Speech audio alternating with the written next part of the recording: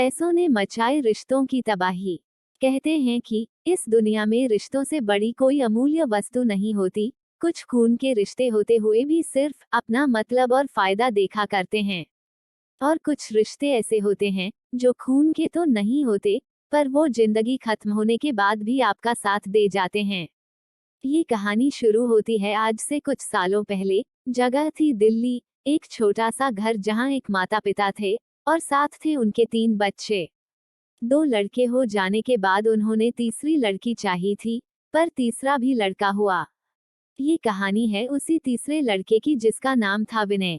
विनय को बचपन से ही बिल्कुल खुला छोड़ा हुआ था। छोटा सा मोटा सा बच्चा जो अपनी ही धुन में रहता था, जो बचपन से ही बहुत बुद्धिमान था।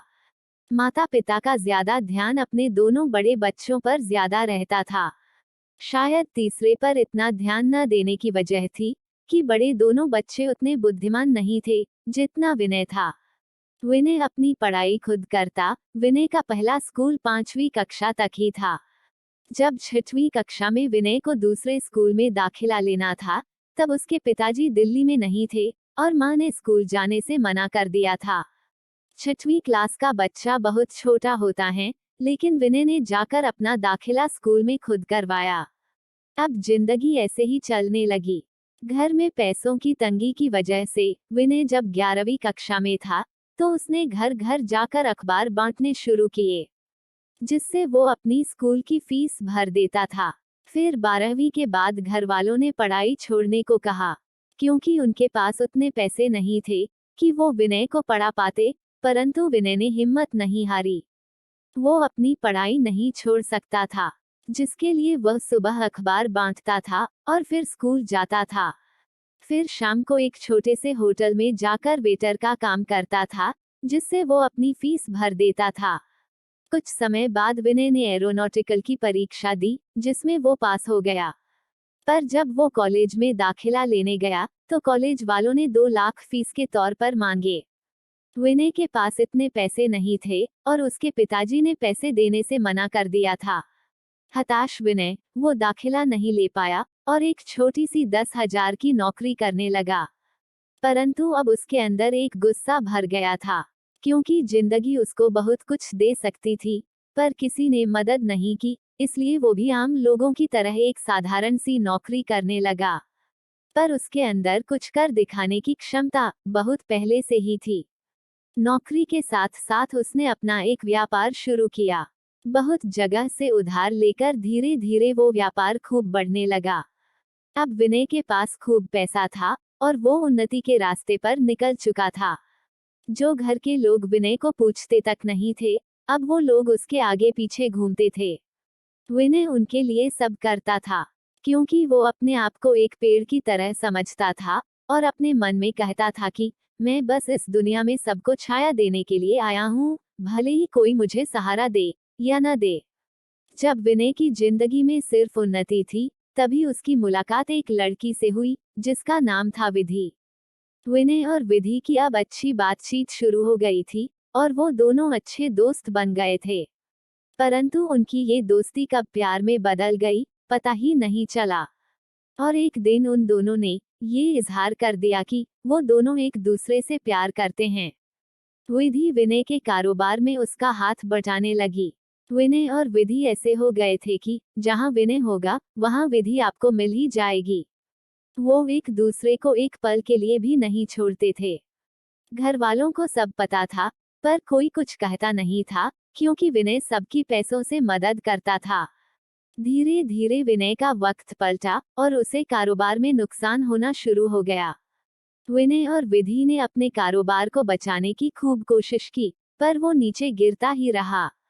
विनय की हालत ये थी कि वो अपने घर में किसी की मदद नहीं कर पा रहा था। उसके पीछे उधार वाले पड़े हुए थे, जिससे लोग उसके घर आ रहे थे पैसे मांगने के लिए। जो घर वाले कभी बोला भी नहीं करते थे, आज सबके मुंह खुलने शुरू हो गए थे। अब सब जगह चर्चा ये थी कि ये सब इसलिए हो रहा है क्योंकि विधि के पैर विनय के लिए अच्छे नहीं हैं। और इस तरह से विधि को विनय के बर्बाद होने का कारण बताया जा रहा था।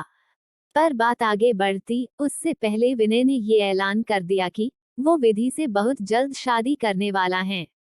ये बात किसी को हजम नहीं हुई और पूरा घर विनय के अगेंस्ट खड़ा था। अब घर में सबने मिलकर ये तय किया कि अगर विनय को दोबारा से खड़ा करना है तो किसी भी तरह इस लड़की को विनय की जिंदगी से हटाना पड़ेगा। इसके लिए उन्होंने बहुत सारे उपचार किए, विनय के नाम की पूजा करवाई, विधि पर इल्जाम लगाया कि उसने विनय के ऊपर कुछ ऊपरी चक्कर करवा रखा है।